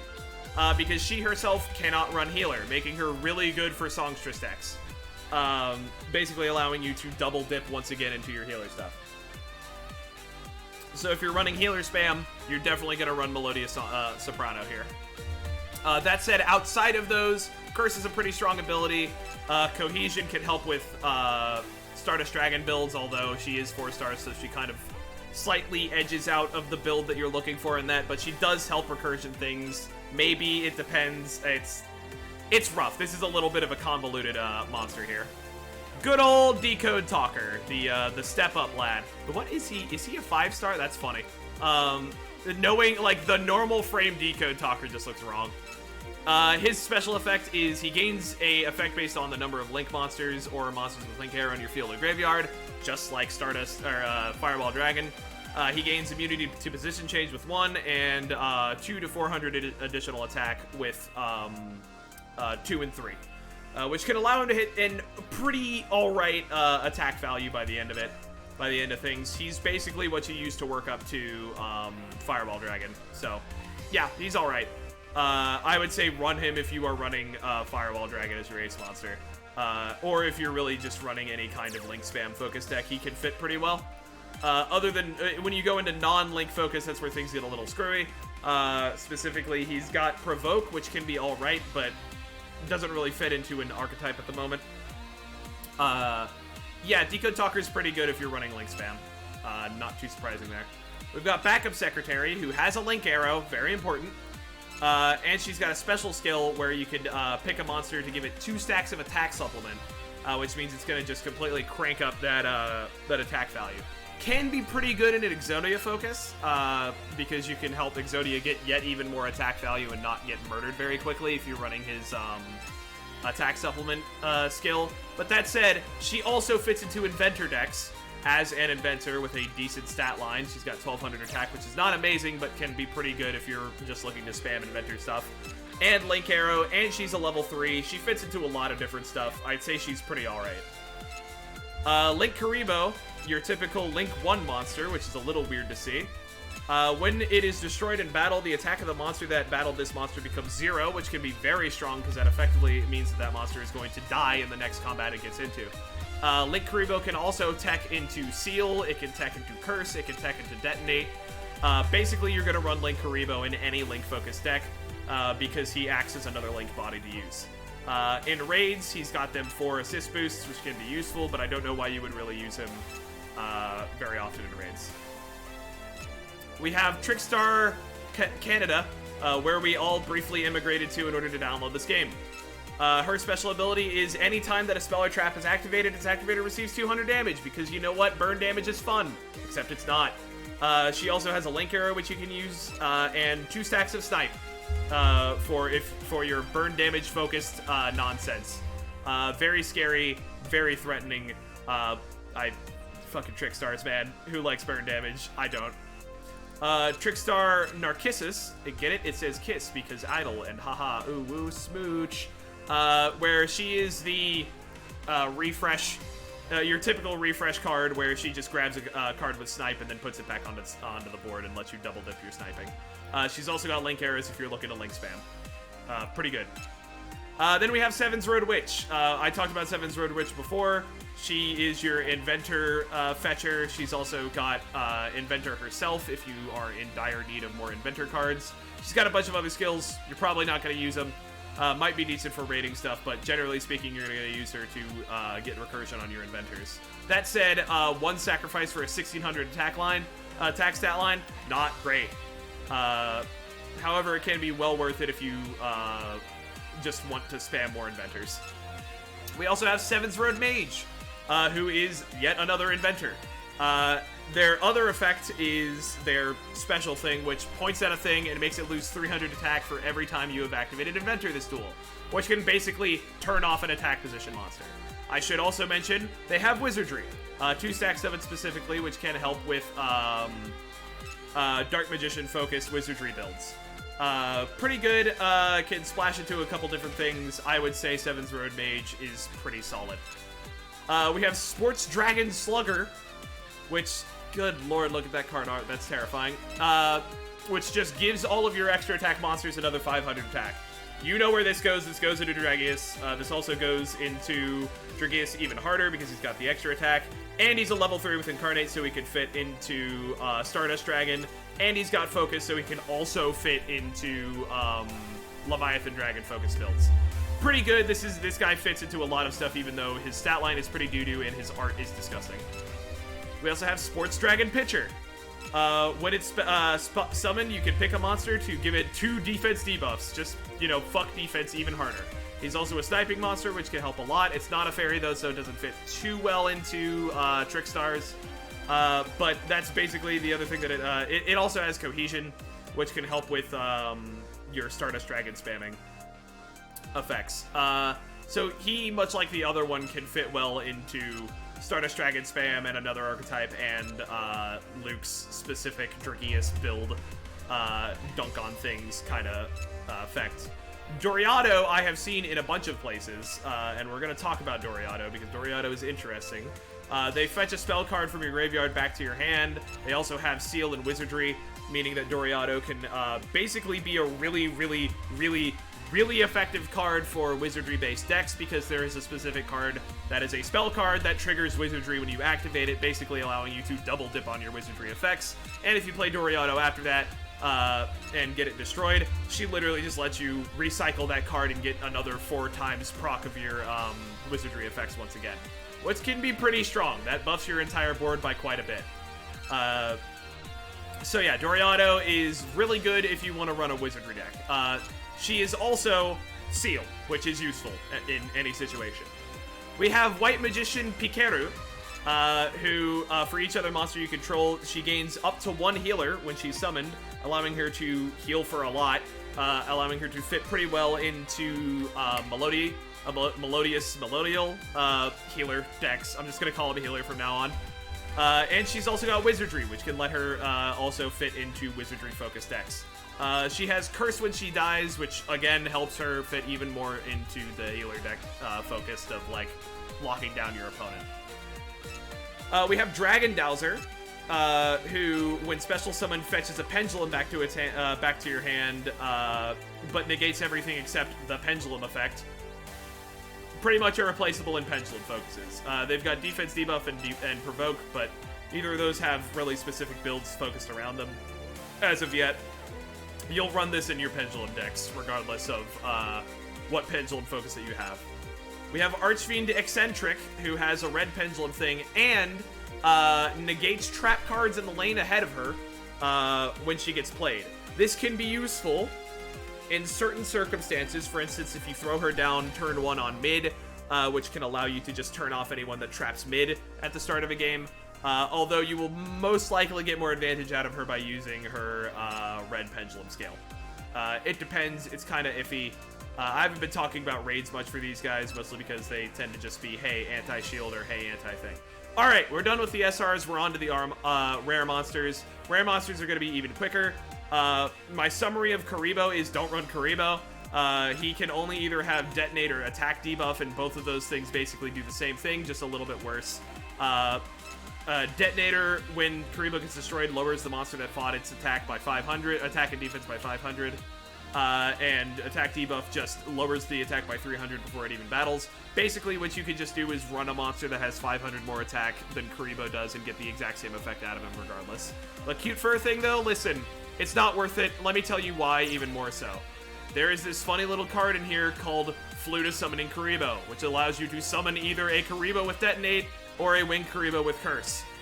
Basically, this card replaces either of those cards in your deck if you have it. And even then, you're probably not going to want to run Karibo if you don't have that card. Very specific niche. He's also level 1. Not amazing. Karibo's not great. I would say just don't run Karibo in most circumstances. We have Celtic Guardian. Celtic Guardian has Pierce, Intimidate, and Extra Attack, allowing him to fit into a Dragias deck pretty comfortably. The extra attack can specifically be pretty solid. He's also pretty decent in raids because he's got that 3 boss buster skills that he can stack up. Very effective. He's also going to be a lot easier to get those to actually stack up because he's a rare monster. You'll get boatloads of rare monsters as you go. He's pretty solid, pretty decent card. I believe you actually start with him, so power him up as you go. If you get cards that can work well with him. Giant Soldier of Stone. He's your wall. You're probably going to throw something like defense buff or defense support on him because he really likes to just get bigger and bigger and bigger. He has Boss Buster, which can be good in raid fights, but is probably not what you're going to run him in. You'll probably have better monsters with Boss Buster as opposed to Giant Soldier of Stone. That said, 1300 attack boosted to 4300 attack is nothing to scoff at. Especially because you can pretty easily get his things uncapped because rare. Detonated, probably a pretty decent thing to have for him because it can help decrease something if he's on the attack or if he's on defense. But regardless, I will also mention that he also fits well into level 3 spam decks because he is level 3. Vorse Raider, the big 1900 lad that you're probably going to put in most decks regardless of what he actually does because he's a 1900 stat line. He also can get Pierce, he can get defense debuff. You're pretty much going to run him with either of those. Pierce in particular is pretty terrifying if you get a Vorse Raider right up your ass with Pierce, meaning that you're not safe unless your thing has more than 2k defense. Or 2k or more defense. He's pretty alright for raids as well because anti-boss is just an all-around good thing to have. X-Head Cannon fits well into Inventor and Sniping decks. He also has up to 3 Boss Busters, which allow him to do pretty good damage as a weak point attacker because he's got a pretty good stat line to go in on that as well. He fits basically into Sniper or Inventor decks, and you really probably won't put him into much else. That said, attack debuff is also a very valid skill that you can have on him. Why Dragon Head is more like, why would you run this Dragon Head? Ha ha ha ha. It has super speed, which can help you snag the middle card, and that's pretty much the only reason that you would run this. That said, there's probably other super speed cards that are better than him in order to get that. He's also got Intimidate, which can help screw over attack position cards. I don't know, true or not, but is Exodia not good? Exodia is alright. Exodia is a gimmicky setup. I rambled about Exodia earlier, so I'm not going to spend too much time on him. Exodia is good early on as a cheap deck to put together because people won't stop you from playing Exodia. I know probably win a couple games off of that, but Exodia is definitely not a deck that you should stick with because all of the monsters that you are going to run in an Exodia deck are normal monsters, which kind of prevents you from powering up the deck beyond just dumping more resources into Exodia, and I wouldn't recommend doing that for very long. But continuing on to Y Dragon Head, the super speed is mostly what you're going to use him for. You might run him in Intimidate decks in order to try and get things into defense position so that RDA can go and flip him. But yeah, he's pretty meh in terms of being run in any specific deck. Z-Metal Tank has the Glorious Inventor thing on him and an okay stat line. He can also have super speed, which lets him move Zazumi fast and can fulfill the same kind of niche as Y Dragon Head, as I mentioned earlier. But basically, he's one of the monsters that you're going to throw into an Inventor deck regardless. Winged Karibo, basically the same thing as Karibo. You're going to mostly not run this. Curse is a pretty good effect, though. Probably significantly stronger than, what's it called? Explosion or whatever it calls, Detonate. Immobile and Phantom on a monster that goes and blows this up. It earns you another turn to really stall, and can be pretty good late game when you're running out of turns that you need to do. Winged Karibo is probably something that you could even throw into a Exodia deck just to have it sit down and have people not be able to do anything to. Elemental Hero Avion, our low stat lad, goes well into extra attack decks because of those that extra damage. He can also get super speed for snagging cards, but overall Avion is just kind of not very good. He's got anti-shield. Maybe you could tech him into an anti-shield deck, into an anti-shield move. Just give me A to C Dragon Buster Cannon, I'll be happy. Not yet, not in the game at the moment, and I don't know that that's going to be because I don't know how they would put it together. But yeah, he's okay if you need a monster to go in and bonk a shield, but like other than that, Avion's not amazing. Burstinatrix, useful in focus decks and sniper decks, pretty much not used anywhere else because her other skills are not amazing and her stat line is mid. She's okay for bonking monsters in raids though. Sparkman, good for multi-attack decks and can also do some pressure things. His stat line's way better than the other elemental heroes that we've seen this far. He's better than Burstinatrix in terms of bonking raid monsters, so run him instead of her. Ojama Yellow, the classic 0 attack, 1000 defense. He's got Reincarnate, which plays into your which plays into your Stardust Dragon spam. He can also be used as material for Ojama King, and then immediately come right back and continue making a nuisance of himself. You basically just use him as a defensive wall. He's good at damaging objects. All of the Ojamas are. The Ojama build in raids is basically just, I'm going to blow up objects and shields and hope that that's enough to contribute. It's not. Ojama Green has Inventor for some fucking reason. Apparently he's the Industrious Ojama. He's also got Reincarnation, so he fits well into Stardust Dragon resource recursion spam. And yeah, that's about it. Same things that I said to Ojama Yellow apply to Ojama Green. And then we've got Ojama Black, who's got Provoke, which doesn't really have a place in the game right now, but he's still got the Reincarnation and the whole Ojama focus thing that I've mentioned twice now. Speed Warrior has Super Speed. Yet again, another card that is pretty good if you want to just immediately sprint down the lane and grab mid card. That said, he's also got Cohesion for that extra benefit with a, what's it called?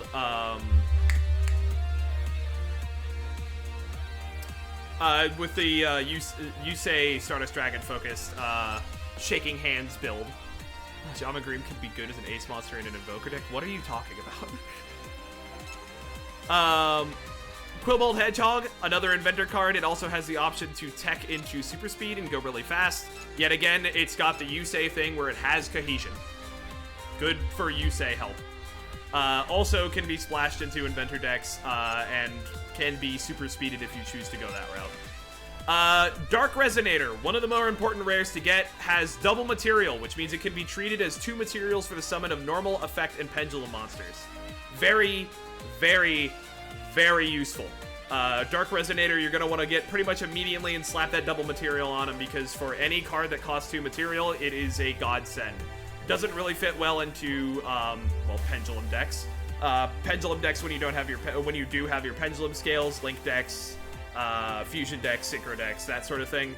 But it can be recursioned with whatchamacallit, Stardust Dragon because it's level 3. It can also be used in focus decks and is at least decent in raids because it's got those 3 boss buster skills. Dark Resonator is something you're going to want to grab pretty much immediately. Mad Archfiend, another one of those MVP rare tier cards for rating, because he's got 3 stacks of Boss Buster and a decent 1800 stat line. He can also get Pierce if you're looking to throw hands in PvP, and Curse, which can help him stall out in other circumstances. Mad Archfiend is one of the better rares in the game, and I'd pretty highly recommend him. Vice Dragon is another one of those pretty cards. I don't think Vice Dragon is very good. He's a 2k stat line with 1 sacrifice, and Intimidate, which can be useful in, you know, your RDA decks. That said, he has Speedy Summon, but I don't know why you would really use him as a Speedy Summon, because that's just a 1k stat line lad. Not super recommended for Vice Dragon unless you're running an RDA deck. Top Runner, as opposed to Bottom Runner, fits into Crusher builds, although he only has 1100 attack, which is pretty mid, but he also has Super Speed, so if you're looking to spam Super Speed, Top Runner is pretty good for that. Zubaba Knight, your classic 3-star Yuma focus card, has Crusher, extra attack, and focus, allowing him to fit pretty well into either Leviathan Dragon decks, Dragias decks, or Crusher focus decks. He's also got a pretty decent stat line. Zubaba is solid. Go Go Go Golem has Inventor and an 1800 stat line. Pretty good. Oh, you know what? That's a valid point. Speedy Summon is solid for Synchros. I didn't think about that. It's good for Synchro plays. Because he'll still be a 5-star. So you could just play that and then a 3-star, and then you instantly get Stardust Dragon. Okay, yeah, you know what? Throw this at the end of that Vice Dragon segment. Or maybe not. Maybe just say it now and don't edit it out, because fuck it. Go Go Go Golem has Inventor. You're going to run him in Inventor decks. He's also got a pretty good stat line for Boss Buster. So he's pretty solid to run in raiding. He does also have 2 detonating. I'm pretty sure that's just because he looks like a grenade, but I don't know if that's actually very valid. In terms of PvP stuff, you're probably just going to run him for the Inventor stack and having a decent stat. Acha-cha-cha Archer has 2 snipe and focus. You're going to run him in those pretty much sniper, burning damage focused builds. You can also run him with Pierce in case you want to go up and say fuck you to defense in a Dragias build, but he does only have 1200 attack, which is not amazing.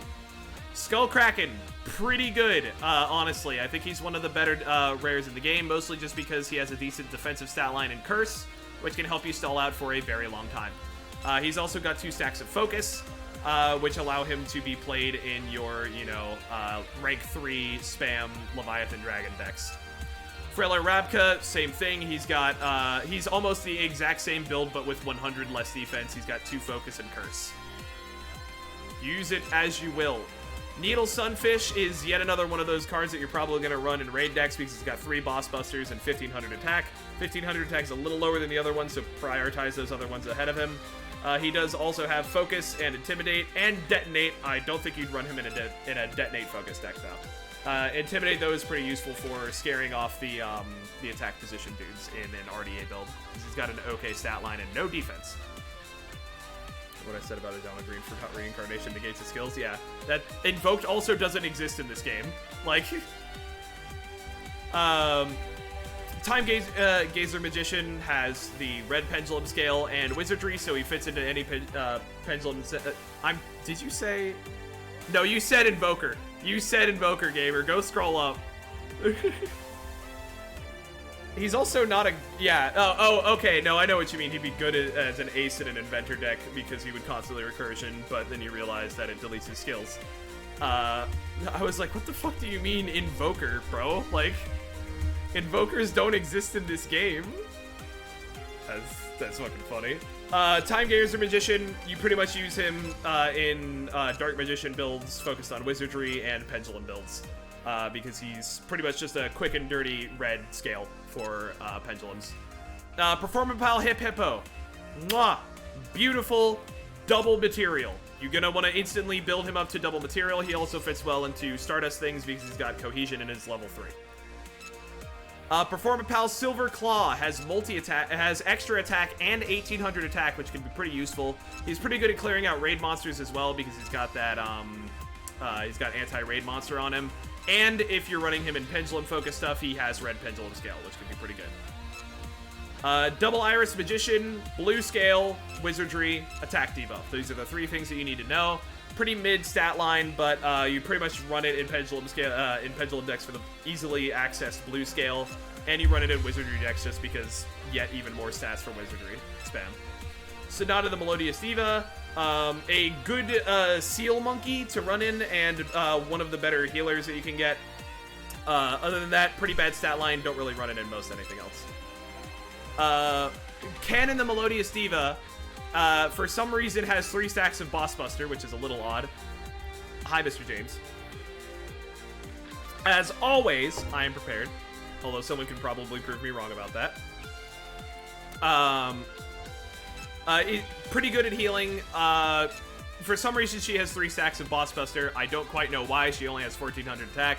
She is a 2k wall. She's pretty good in Exodia decks just because she's a body that you can throw on the board with no skills and have her do decent work. That said, she also has healer. So you run her in healer decks more often than not because she has a really strong defensive stat and can just wall up and not care about things.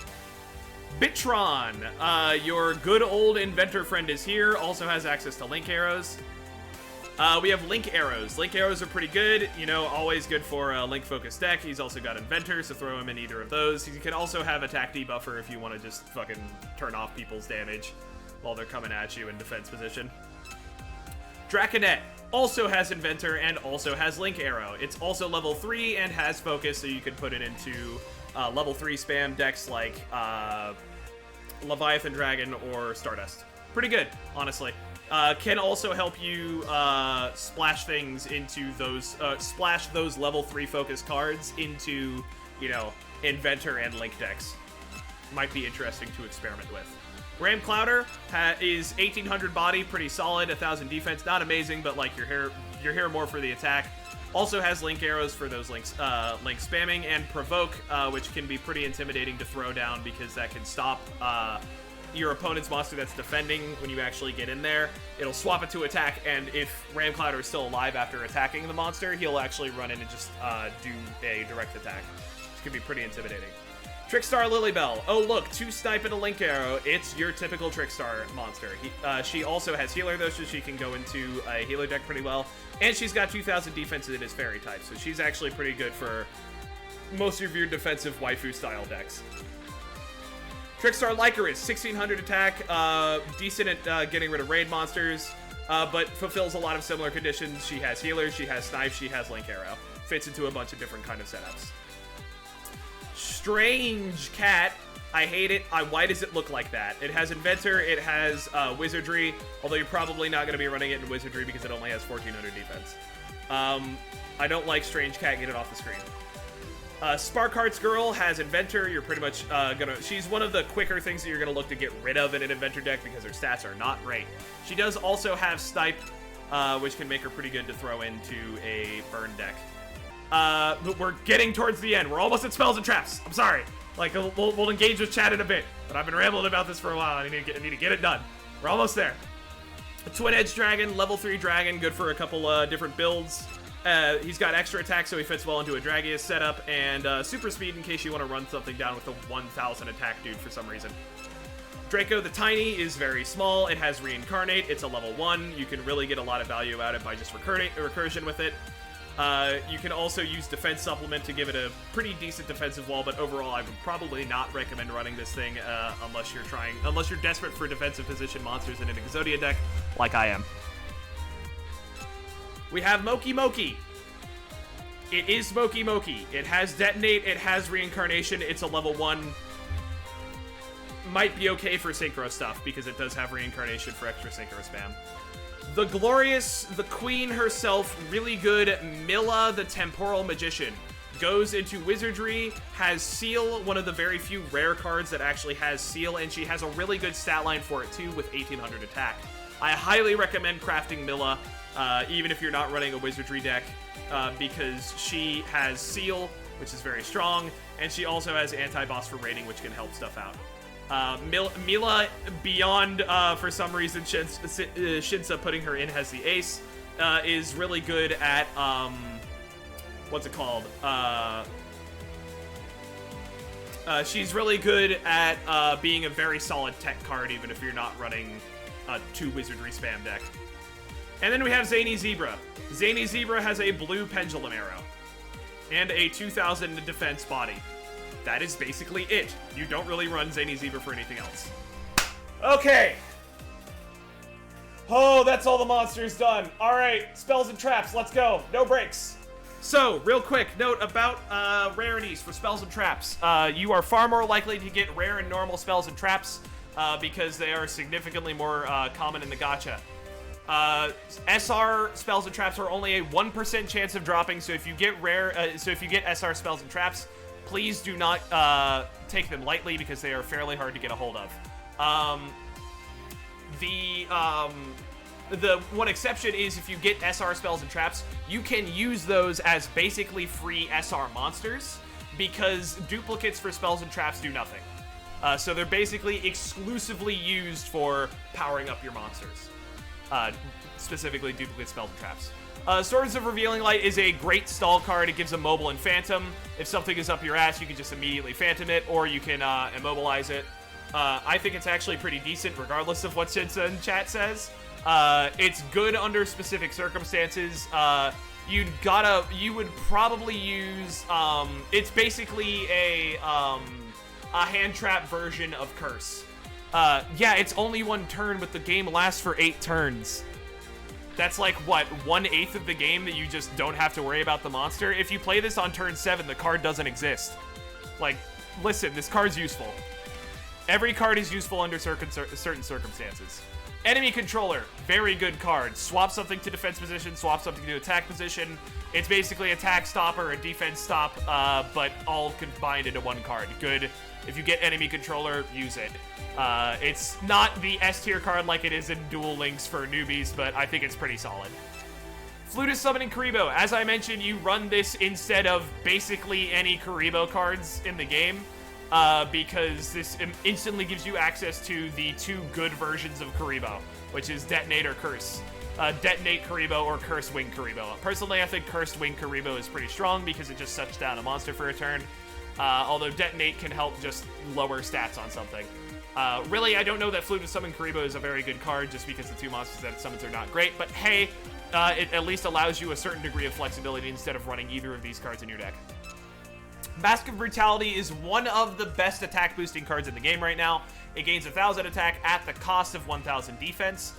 This is really, really good because I don't think there's any other card that boosts things by 1,000 attack. It's also completely generic. You don't have to have any specific element or typing in order to target something with this. It's very, very strong. One of the better spells in the game right now. Yeah, but Cute Fur Thing, listen, it's not worth it. Restructor Revolution. Select one player with the most cards in their hand and burn them for 600. You put it in a burn deck. I don't know what to tell you. It's it can also be useful for swinging some the life point values late into a game, but I don't know that that's necessarily very worth it. Definitely throw this into whatever burn deck you're running. Fairy Meteor Crush. Greetings to the scariest card to see come from a Dragias deck. You pick a monster, it gets Pierce and 400 attack for the turn. This is literally just an improvement over another spell card which just gives a monster Pierce, because this one gives Pierce and more damage. Very strong, very good. Emergency Teleport swaps one of your monsters to a different empty monster zone.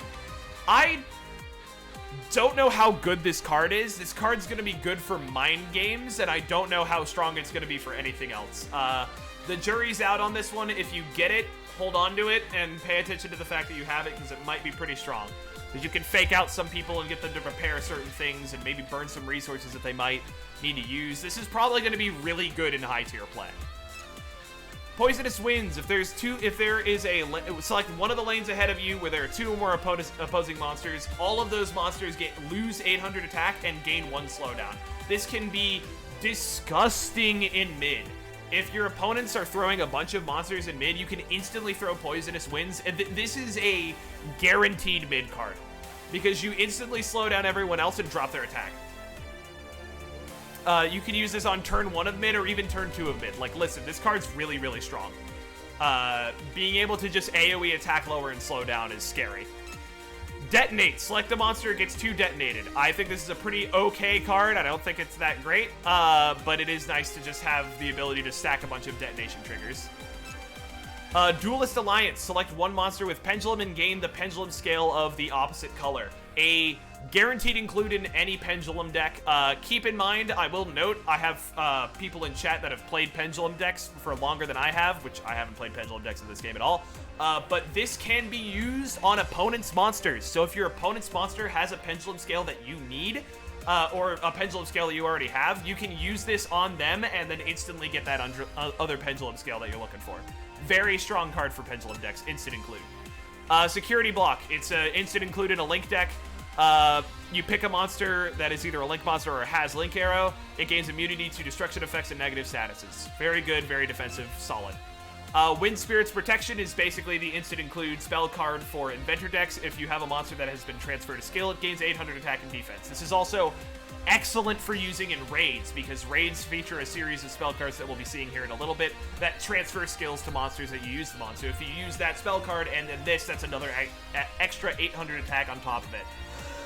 Oh my god, Oxygen is crazy. Imagine breathing, Lamau. MST, Destroy a Trap card. Probably not as good as it is in other games. It depends on how strong trap cards wind up being in this game. They're pretty decently strong. MST can be pretty dangerous if you play. MST might be really good. It's kind of out. The jury's out on whether or not it's going to be like a guaranteed include in every deck.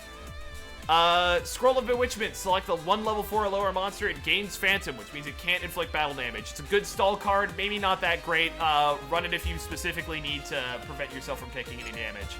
Reload. Select up to 2 monsters with Snipe and trigger their effects. Terrifying in a burn deck.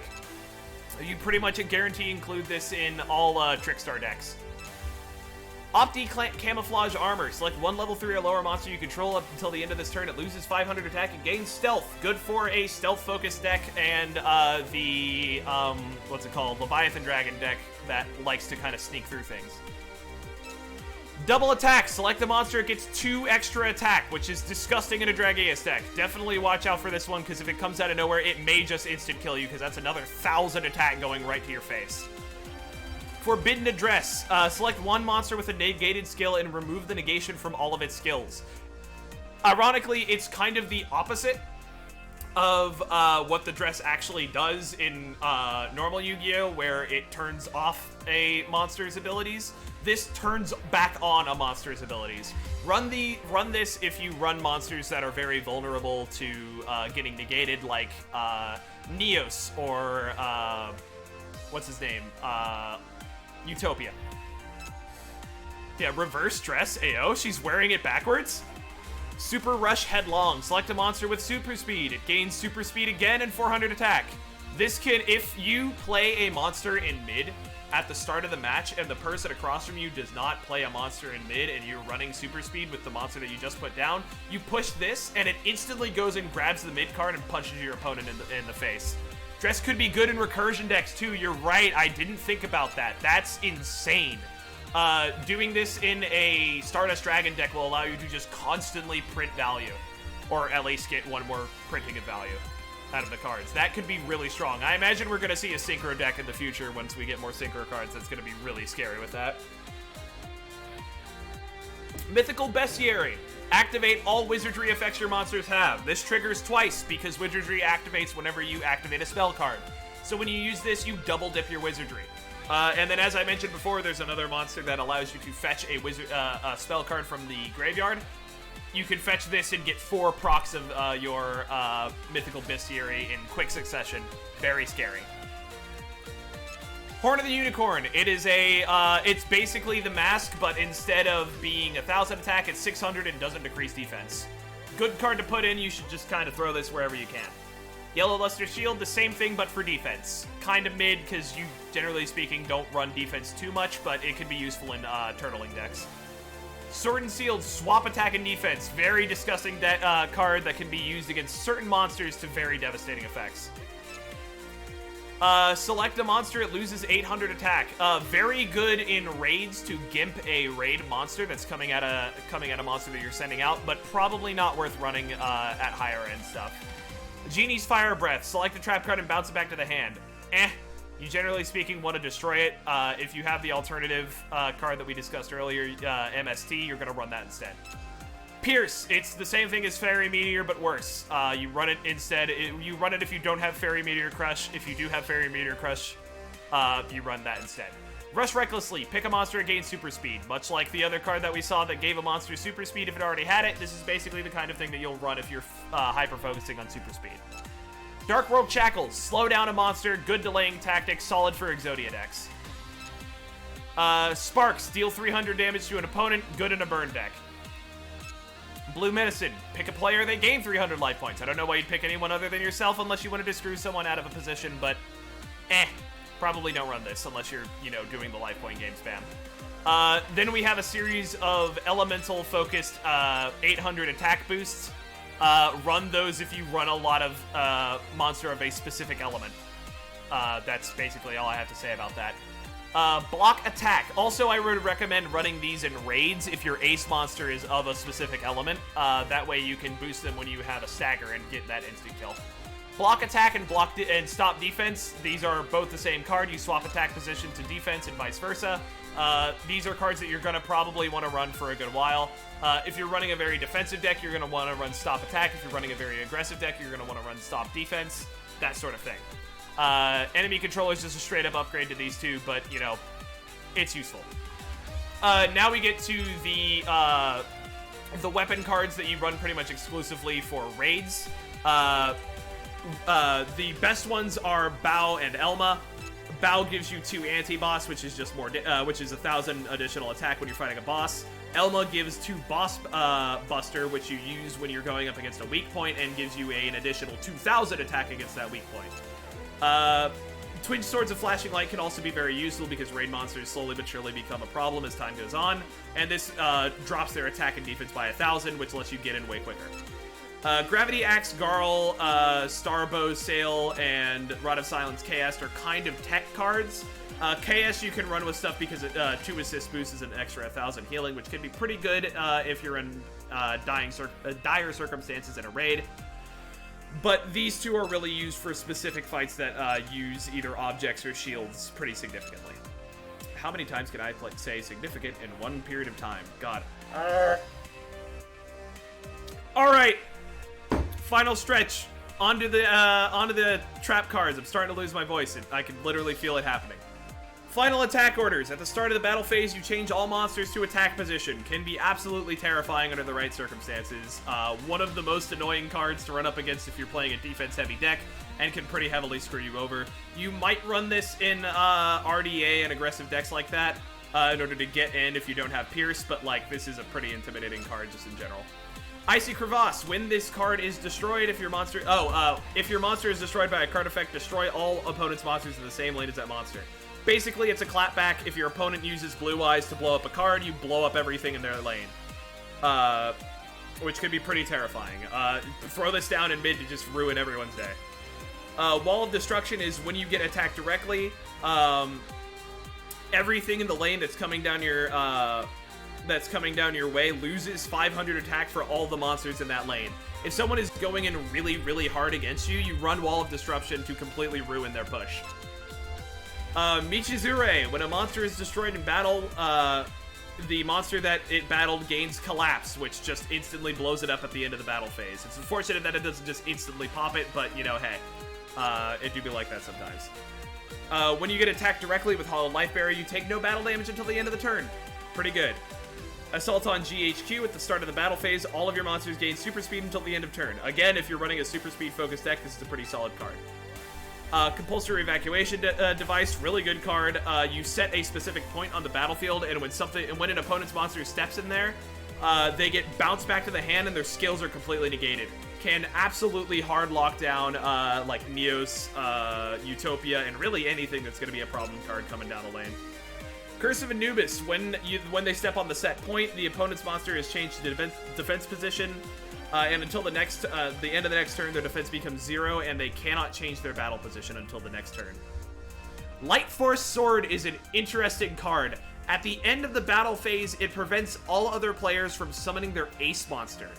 This can be really useful if you understand timing and what your opponents are trying to do with their ace monster, but it's kind of a weird card to run other than that. Very, very neat. I love that it's the sword going through the card. That's fun. We've got Battle Mania next. Upon battling, when your opponent battles an opponent's defense position monster, your monster gains Provoke, effectively instantly swapping it to attack. This is a good way of giving Provoke to a monster that would like Provoke, but doesn't have the slots available to use it. Shield Handler. When your monster would be destroyed by an effect, it gains immunity to destructive effects. Very strong, very powerful, good to counter stuff like Blue Eyes. Dark Revelation is the Inventor Trap. If the effect of your monster's Inventor has been activated 4 times or more during a duel, all opponent monsters in this lane ahead of you lose 1500 attack at the start of the battle phase. Pretty strong.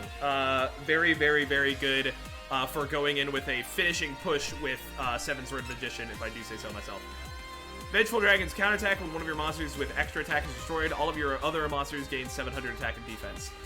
Really good to go like all in when you are in a situation where your opponent is weak and vulnerable, but only has like a defense position monster and your monster has low HP. You let that one monster get destroyed, and then all of your other monsters get buffed and just go in for the fucking kill. Scrum Force. If there are 2 or more level 3 or lower monsters at the start of the battle phase, all of your monsters gain immunity to attack and defense reduction and gain 400 attack and defense. You run this in your level 3 and lower spam deck, as I mentioned. Good for that sort of build. Bikiru's Circle of Enchantment. If you would receive damage from an opponent's effect, gain immunity to effect damage until the end of the turn. Good for countering burn decks if you expect to run into a lot of those. Rising Energy. Upon battling, when one of your attack position monsters with focus battles an opponent's monster, all of your monsters activate focus, which can be very terrifying because it can buff your entire board instantly. Again, good for a focus spam deck. Security Orb. When the battle condition of your monster would be changed by an effect, it gains immunity to position change, basically just a counter to anyone that's trying to swap your monster's position. Riryoku Field. When your monster would lose attack or defense due to an effect, it's the same thing but for attack and defense. Secret Barrel. This one is really good. It's a burn card. You deal 700 damage to the control of the opponent's monster that entered the position that you set this card on. Again, it's another one of those things that you just play with if you're running a burn deck. A Life Absorbing Machine. You gain life points equal to 200 times the level of the opponent's monster that entered the position. This can apply to multiple, so if more than one monster steps on the space in mid, at the same time, you can gain a ton of life points and instantly get ahead. This is not just a good card for healer decks, this is just a good card in general. Aqua Chorus. Upon battling, if one of your monsters battles an opponent's monster, all of your monsters gain 200 attack and defense. Again, just kind of a generally alright card. 200 attack and defense is not much to write home about, but hey, if you're running a low-level spam, Aqua Chorus might be pretty useful. Curtain of Sparks. When one of your monsters battles an opponent, that monster loses 500 attack and defense. Again, it's pretty much the same thing, but with a stronger effect and only affects one enemy. Although if you wind up fighting multiple enemies at the same time, it affects all of those enemies at once. I will mention that.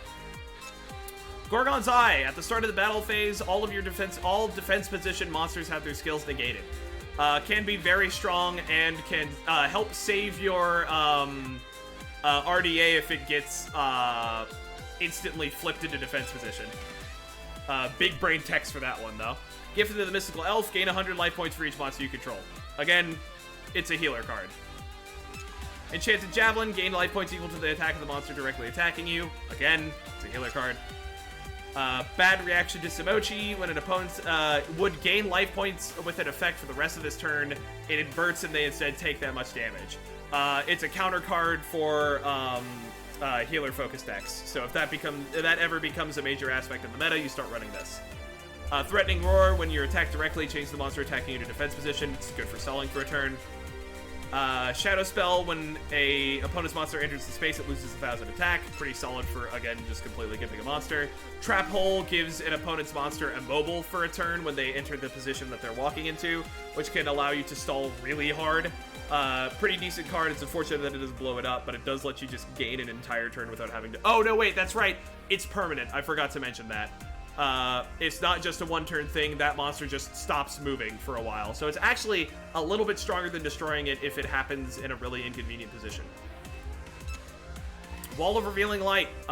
Your opponent's monsters gain Phantom upon entering the set, which prevents them from doing any damage to you, period. Effectively making them a dead card. A compulsory escape device. Return an opponent's monster to the hand. Pretty good. Compulsory evacuation is just a better version of this, though. Breakthrough skill. Opponent's monster have their skills negated upon entering. Just a pretty useful card to tech into different things. House of Adhesive Tape. One of the weirdest fucking Yu-Gi-Oh cards I've ever seen, I swear to God.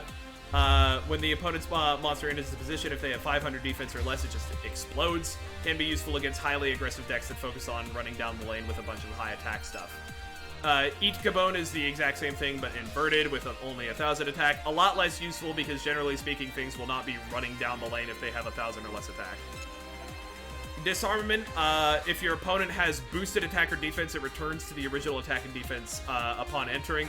Can be useful for gimping those same cards that like to just go in and boost their numbers to a crazy degree.